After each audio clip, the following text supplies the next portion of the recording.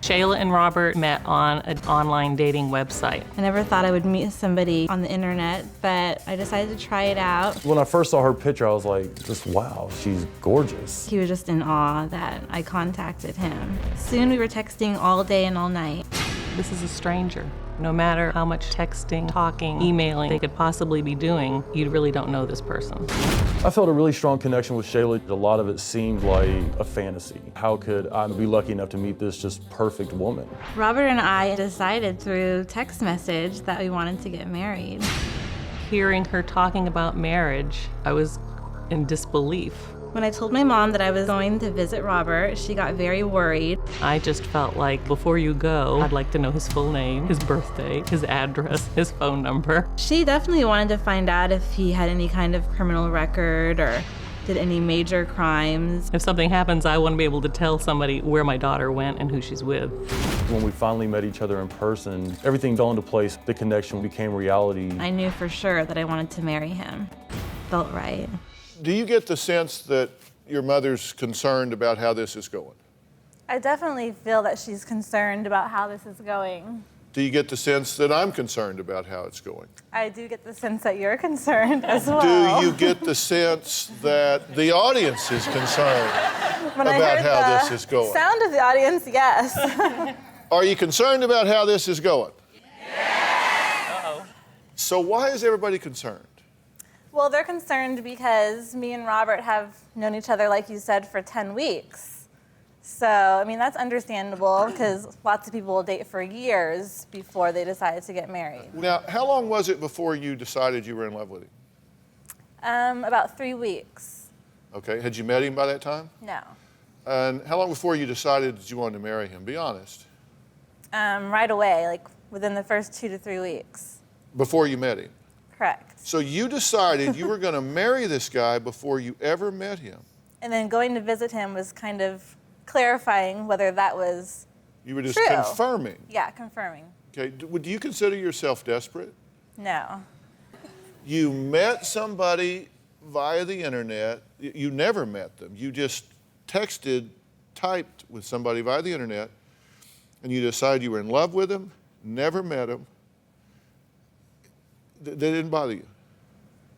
I mean, ideally, I wouldn't have wanted to meet if you smelled someone. really funny? Of course, I had worries that before I went to go meet him. Okay, well, here are some things that I always want to know when you meet somebody over the internet, and I bet you're going to want to know these same things too. Mm-hmm. Did you see his house? I mean, what kind of housekeeper is he? Did you see his house? I haven't seen his house, but he told me he used to be a neat freak, but he's laid down a little bit. Okay, but you went to where he lives. No, I didn't. You went to his town. I went to his town, but we didn't go to his house. You didn't see his house, but you were in his hometown. Well, we wanted it to be a special weekend, staying at a nice place and... Yeah, but, somewhere you decide, you want to drive around a little bit. What kind of car do you drive? He has an Infiniti. Did you see it? No, I didn't see it.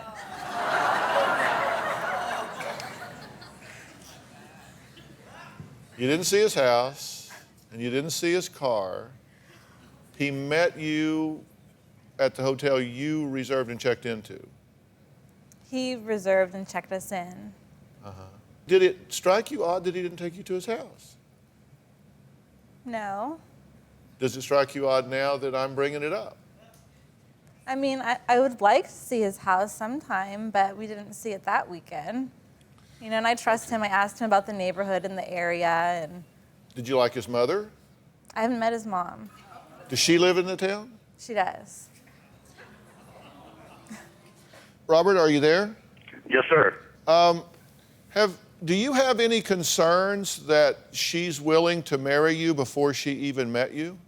Because you think that we've all got it wrong, that I'm thinking you got to get to know somebody before you marry them, and your theory is you marry them to get to know them. I mean, yes, sir. I mean, my position on that is my brother, my sisters, they're all married, and they've spent, 6-7 years with their significant others. And, now it's come to the point that they spend so much time together, they know everything about each other, and they just sit around the house looking at each other and start to, pop out kids just for something else to do, new experience. Does it concern you that he was willing to marry you without ever meeting you? Did you wonder why a guy that's 28 years old is at a point in life where he would be so available that he would agree to marry somebody he hadn't even met? Did that concern you? I mean, it doesn't concern me. I mean, of course, I thought the whole thing was crazy because I've never done anything like this before. So it kind of did seem unreal. But it didn't really concern me, but I definitely knew that going there to see him would confirm it for both of us. Robert, were you at all concerned that she was willing to marry you without even meeting you? I mean, just like anybody, yeah. I mean, I had reservations at first, but, you know, continuously talking to her, texting her, and then her being here, like she said, just confirmed that everything was what it seemed. It was just as good as we thought. Do you plan to spend time together before you get married? Oh, yes, definitely. I mean, I was planning on coming out to Arizona in the next few weeks, you know, get the time off of work, come out there, and I definitely wanted to meet her mother, meet her sister, meet Dante, you know, meet her family, you know, and just let them gauge me, let them get to know me, see what I'm about, see the kind of person I am. Do you have any criminal background? No. You've never been arrested? Well, I mean, I had gotten into a small thing with my daughter's mom. She wasn't receiving the child support that she thought she deserved, which nothing had been ordered, and she filed a warrant for me for abandonment of a minor child. But that was quickly dismissed once the judge saw all the proof that I have been doing what I need to do. And when was that? That was March 5th, March 4th. Of this year? Yes, sir. Robert, would you be prepared to do some of those things that would I think really improve your chances here? I mean, I'm definitely open to any type of avenue that needs to be taken to, you know, ease her mother's mind. You know, this is also about making her mother comfortable with But it's not just about making her mother comfortable. Wouldn't you want to do anything that had a good chance of kind of paving the road for you before you pull onto it? Oh, yes, definitely. All right. Well, I'm going to make that available to y'all, and then we'll see what happens, okay? My dad is ruining my wedding, and it hasn't even happened yet. He complained about the date, even though it's over a year away. The biggest issue that is stressing me out is over who's going to walk me down the aisle. What I wanted to do was walk down the aisle alone and have my father and my stepfather meet me at the end of the aisle to give me away. You want to honor your stepfather by having a role in your wedding, right? Yes. You think he's earned it? Yes. And how do you feel about your biological father having a role? I think he should definitely have a role too. I love him. He's my dad. I just feel they're both my dads. I don't see biological and I don't see stepdad. They're both my dads. Okay. At this point, your plan is to do what? I propose that I walk down the aisle alone. And about 3/4 of the way is when both dads will meet me at the end and walk me the rest of the way and then give me away. And Chris, you have objection to that, correct? It was just sudden when she said that to me, and I just felt really rejected. It really hurt me a lot.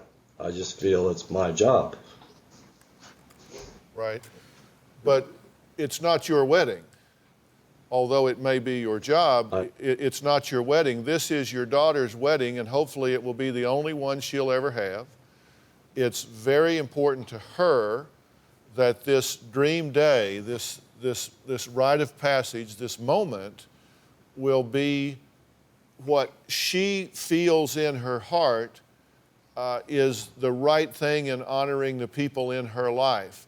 But you would rather assert your will and preference and need in this and ignore hers because why? It's just I have deep feelings about it, and it's really affected me a lot. And I just feel it should go to a point where I finish it from there.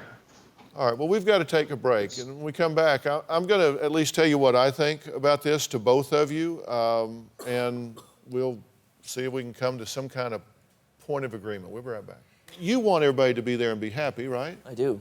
But you think she needs to do what she wants to do. Absolutely. This is her special day.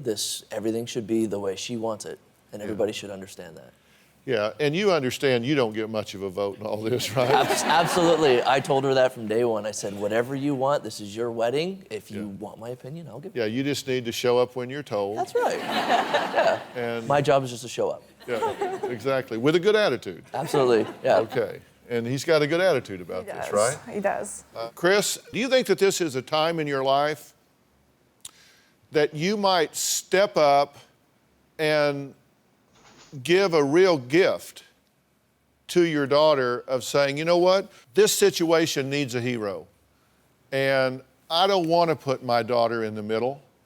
I've let her know that I want to be an important part of this wedding, and I'm going to not be part of the problem. I'm going to be part of the solution here. I'm going to do what makes her happy in this situation. Is that something that you can do, or is that something that you just can't put your heart into because you think you would be embarrassed to have someone else involved in this wedding? Pretty much it's not the point of having someone else involved in the wedding whatsoever.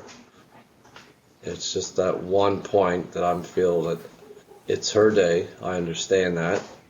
And I feel that it's like I'm the only one being pushed aside. Well, but you're not being pushed aside. What she's doing is saying there's a place in this wedding to honor certain people. And I want to honor my biological dad, even though he hasn't been in my daily life for 18 years, even though there's been someone else that was there during school and dating and paying bills and all of those sort of things. I have two men here that I want to honor. And I want them to walk beside me to the altar because I have had two fathers. I do have two fathers, and it is the genuine, realistic way that my life has been, and I want my wedding to reflect that. I want to honor both of these men in my life. Can you accept that and respect that? I think I could. I mean, I put you guys up here, I ask you questions, I ask you to tell me the truth. So I said, I'm gonna let you turn the tables on me and you can ask me things. So I have a stack of them here. Where's Kimberly? There you are. You said, what is your favorite thing about your new granddaughter? Yes. Oh, we don't have enough time. She's perfect. Listen, I've never had a little girl around at all. We had two boys. And you know, with them, you give them some tennis shoes, a t-shirt, some jeans, put a little dry food on the garage floor, and you can leave. But I mean, she is so tiny and so delicate, but she's really sweet already. Don't you think? Oh, she is the most precious thing you have ever seen. I can't believe how just little feminine she is, and so she's just perfect. Oh, she's precious. Yeah, I love her. Okay. Then this is Cherie. What is your favorite meal that Robin prepares? Oh, wow. I don't know. What do you think it is? I think what I prepare for you would be meatloaf and mashed potatoes. Yeah, it's got to be meatloaf and mashed potatoes because she puts a lot of cheese and stuff in it. I mean, your heart will stop while you're eating. It's good, though. It's good. But it's really good. She's actually a pretty good cook. I am. If you can get her in the kitchen. She's a pretty good cook. In the morning, what thoughts are in your head to inspire or motivate you to have a good outlook for the day? That's Sarah. I have a good outlook for the day every day. I really do, Sarah. I'm happy to wake up. I've been talking about my dad. My dad used to say he'd wake up in the morning and say, "Good morning, Lord." And then after a while, he said he woke up and said, "Good Lord, morning." That's kind of the way I am. I wake up every morning and I have a really good attitude. I mean, Robin's there, the dog's there. I mean, it's just a happy time. Do you have a story or a question for me? Click the link in the description and tell me what in the world is going on.